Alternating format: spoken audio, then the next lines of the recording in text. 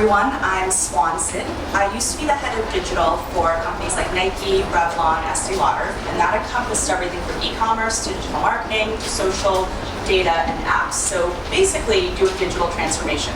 AI makes things faster and better, but it doesn't replace people. You think about the movies or the talks that you guys remember. It's how someone made you feel. It's stories. Now, facts and figures can shock, but it's how people feel, and that's a human condition.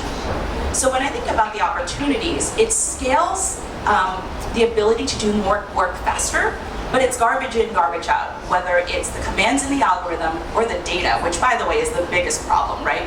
Companies, we've been saying for a decade or two, we need better data, but no one's really cleaning it up.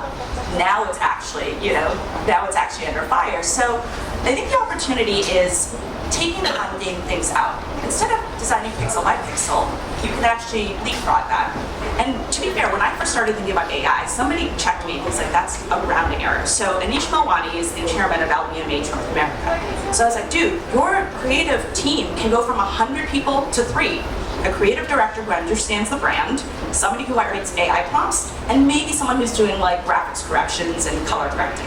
It was cool. He's like, do you know how big my business is? Reducing headcount by 97 is a one-time savings. It's a rounding error in my business. Think bigger.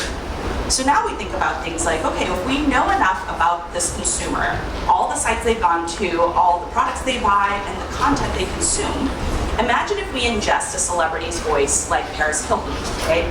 It's her IP, we feed it into the engine, but she's listening, the consumer's listening to Spotify. We can actually, in real time, tailor ads to her in that moment of day based on where she is geographically, what she's visited, what's on her calendar, and we can actually use AI, which is still Paris's voice, and products that she loves to get her not only the products at the right time and place, but with the right messaging around it. That's where now you're going to lift revenue conversion 30 to 50%. He's like, that's where money is. So I think about it as tools to fix things. Another example, and a real designer is using this, is she's always looking at trends to think about what's next season's collection. So I said, okay, well, AI can definitely help you distill what trends are happening in colors and shapes. But imagine you put a dress up into a design product or design program. You can list 30 fabrics, 60 colors and variations, and have the algorithm combine different fabrics, colors, and styles. She still has to go and decide which one she's going to put into production. So it's not going to ever replace the person making the decision, the design eye, or the creativity, but all that rote work, I think we can reduce. The efficiency will improve probably 50 to 70% in some roles. Well, I talked about this technology being new. Data in, that's bad, is output, that's bad. And the fact that the past is not exactly predictive of the future.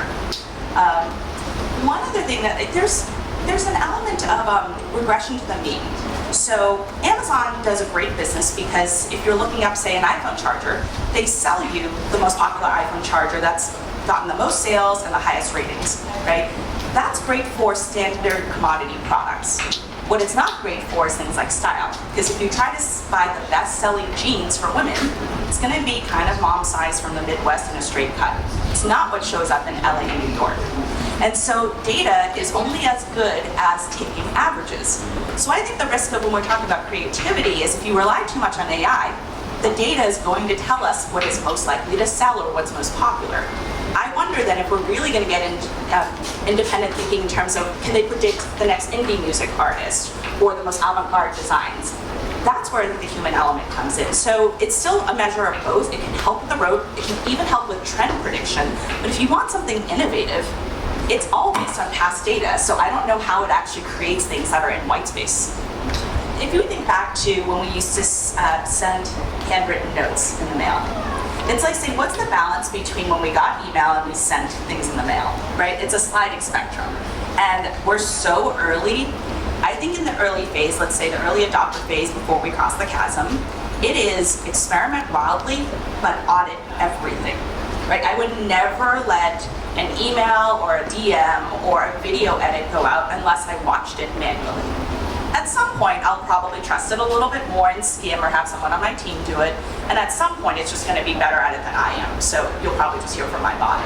I don't know when that time frame is, but knowing the tools we use. So for example, we can upload this talk and I can use a video editor to pick snackable bits of content that are 30 to 60 seconds long that we can post on social. I just skim that at 3x speed at the end. I feel pretty good about that. But if I actually asked it, like, what should I tweet about today? That's dangerous, right? Especially in the news cycle of the last few years. Like, who knows what it's going to talk about? So I think everyone has to develop their kind of daily use case for it. I know tools that I trust. I've used for several months. It feels pretty good. I just skim. Other ones, I literally sit with my team, we roll up sleeves, and we go line by line and be like, why is this spitting this out? And one little example is like one tool that we used, it was writing captions for me on social. So yes, I have a social team that helps because I'm fairly terrible on social, being an influencer. But I have a girl who helps me with this, and we were feeding captions in, and we put all my old captions and learned my style. And what we did was we had it start writing captions. I voiced over my notes, she put it in, and the captions would be written, but they started getting more flowery.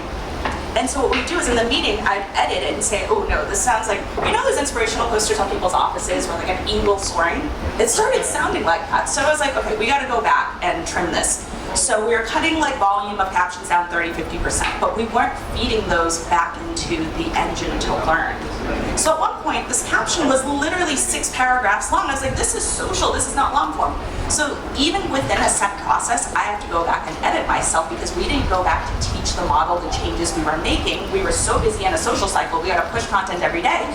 Then we went back and took the last months of captions, prioritized those, and it started retraining to be more concise.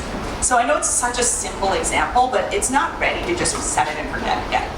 I think there's 2 areas of ethics. The first I'll touch on only because it's important, but it's not as related to me as a creator. There's 2 types of AI. There's traditional AI, which is what drives like, you know, a lot of the algorithms we use to shop or Tesla's driving, right? That's been around, we trust that. We let Tesla drive our car. Then there's generative AI, which is the creating part. And even when we look back at traditional AI, you guys have heard the age-old story, like a train's on a bridge and there's a child, and does the train swerve off the bridge? Do you save the child and kill everyone on the train, or do you save the train and at the cost of the child? That is an impossible answer to give as a whole society. Yet, we have AI making decisions like that for us even today. So I think the understanding of what it, again, does, there's always a human element of emotion, of values and morals. That's an interesting thing that we need to put a parking lot in for now, put a pin in it now. Now, ethics in terms of the IP side of it. Today, when you guys see a meme, we're all sending them to each other every day on Instagram or TikTok. It's rarely the person who created that meme that gets the credit, right? It gets shared 7 times, then it goes on BuzzFeed, and they get the ad revenues from it. So even today, we have an issue with crediting creators, which is why Instagram just made a policy change to try to resurface the original creator of all content and not the ones that are reposted. Now, that has unintended consequences because there's a lot of accounts, like the meme aggregator accounts, or even say the city of Boston, who wants to promote different restaurants, etc., that are now unfairly punished for it. But there's always been a discussion about IP. What I said to TikTok was, when I first heard about Web3, I was like, wait, you guys should just embed a really gas-efficient chain, and every time a creator posts, they have the option to mint, which is put their content on the blockchain, which validates authenticity, the creator, the date, time, and place. It is forever marked. Right? And then whatever happens, you at least have a record of this person effectively, let's call it patented in a very loose way, their IP. They didn't end up doing it, but I still think there's an opportunity at the intersection of AI and blockchain to validate the initial creators of IP. And then, what do we do with it? Because what smart contracts allow us to do is, the NFT, which is basically an unhackable file, tells us who owns it. But then smart contracts embedded in it can actually pay people out. The more it's shared, if it's put to commercial use, we can actually give part of the revenues that are downstream back to the upstream creator. I actually love when people use my content because my content's free. It's to democratize access and information. So the more people share it, the more people learn. The people who didn't have access to rooms like this, right? That's why we're recording and we're gonna clip it up and send it to people who couldn't come here today. So I want it to be out there. I have no personal qualms with that. But if somebody then takes my content and launches a for-profit course, now I have an issue. So I would love to work with big companies. I think Adobe should look at it too, because you guys have been under the fire a bit for the last weeks of trying to come to the, what your future policy is. if we create ecosystems where everyone, creators, publishers, and consumers all benefit, we all win in the end. But it's so new, we're not even used to what, like when people say AI generated this, is this art? We can't even answer that, let alone the IP laws around it. You know, so I think we're in the early stages, but models that let everyone in the value chain share equally will win, because we're already a community-focused business, right? Everyone's talking about community and brands, when consumers have a voice. If we don't do that with IP and content, people will be left behind. We need to learn to use these tools, right? My dad, when he first got on Facebook, was like, "Why didn't you answer me?" And I was like, "What do you mean?" He goes, "I wrote to you on the wall." I'm like, "What wall?" He's like, "The wall." I'm like, "What wall?" And in his mind, it's just one big internet wall that everyone writes messages on. So, you know, in the same way, we're all kind of like talking about, well, what's ChatGPT, what's, you know, et cetera. So I think the AI literacy for all of us to understand how to write the right prompts and ingest the right data is really important. Cultural literacy, because AI is going to give everyone access to the same tools. If you don't understand people and culture, you're not relevant. So like my buddy Kai over there, when I have questions about culture, he's my translator. You need people like that in your life to tell you what's happening if you're not on the pulse of it yourself. But the third thing that I think is going to be really important is some sort of independence, creativity, or rebellion. Because everyone is going to have the same tools, how do you stand out? Otherwise, it all starts looking the same. So you need to know how to use the AI. We need to understand culture and modern day temperature to be able to be relevant. But you really need to be able to experiment and be truly creative. I think a lot of us rest on tools that make us creative, right? There's filters, there's remixers, etc. When everyone has the same tools that can basically do bigger things than we can even dream of today, how do you stand out? And that's truly being different. The hard truth is AI is going to take some jobs, right? Just the way, and I use this because my dad was a post office employee, so I use writing mail as an example. When we started sending emails, we sent a lot less physical pieces of mail, right? Then Amazon came and we gave the jobs back because we had a lot of package deliveries to the last mile. So the reality is some of the more manual rote jobs are already being replaced. Forget generative AI, I go back to traditional AI. Robots have been building things in car factories for years. So that's already been happening, but there's two things we need to do. Number one, within each job, we have to figure out the balance between the person and the AI, and how do we reskill the workforce to be able to adapt to that. So if you're in a job and you're a graphics designer, how do we give the tools and train our existing employees to be able to use it? But as a society, and I think this is the piece that's always missing, right? We've had such a tech boom in the last 20 years, but the government and there's no nonprofits thinking about how do we skill the whole workforce. We should be seeing coding classes in middle and high schools. We should be seeing financial literacy classes in, you know, the same years. But as a society, we're not investing in it because it doesn't have a unicorn return, right? It's the hard work that is better for society in the long run, but you can't put a capital multiple on it. So I think it's going to take some jobs, but I think it's a good thing, right? Because wouldn't you guys rather be creative and think of new marketing campaigns or fun adventures and experiences than to file things in cabinets or retype a doctor's handwritten note into a patient's files? I literally had this debate with a doctor the other day. She hates having the systems electronically. She just wishes she could write everything. And I was like, you do realize this is a private practice, so the margin is your own, that every time you write a note, someone has to type it into the computer. She says it's just too hard. So part of it is also, I think, just, I hate to say it, the next generation, or the older generations kind of phasing out and having new leadership coming out. AI can personalize at scale. If we put in the right data and set up the right parameters, I've always said learning is so individualistic, but we make kids, and even adults, learn exactly the same way, right? We listen to a teacher, we read some chapters, and we take a test. Some people learn spatially, some people learn audibly, some people learn experientially. So I think teaching and learning is actually one of the biggest areas of improvement, because not only can you actually have AI scale different ways to learn, you could have a lesson plan that then is adapted to different modes of learning, but it can be adaptive as you go. So if a kid, like I remember taking the GMAT, right, for business school, and they're like, if you get this question wrong, they give you an easier one. If you get it right, they give you a harder one. Why don't we do that for learning? We did it for testing, but we're not doing it for learning. So if you get the same problem wrong 3 times, maybe we should go back and break that down. So the adaptive learning, that's not going to replace a teacher, because I still think that teachers not only actually, there's something about a community in a classroom, and you see videos of like kids hugging teachers. They're not going to hug their computer. There's absolutely room for teachers, so they're not going away. But the ability for each child to learn at an individual level, I think it's going to increase learning to not only much greater levels of productivity, but enjoyment. It's not a test, it's learning for learning's sake. I think the other issue is context is missing from AI. It's not smart enough for nuance yet. Silly example, my friend and I were Instagram DMing and some guy had ghosted her. I was like, oh, I'm gonna break his kneecaps. And I got flagged for hate speech.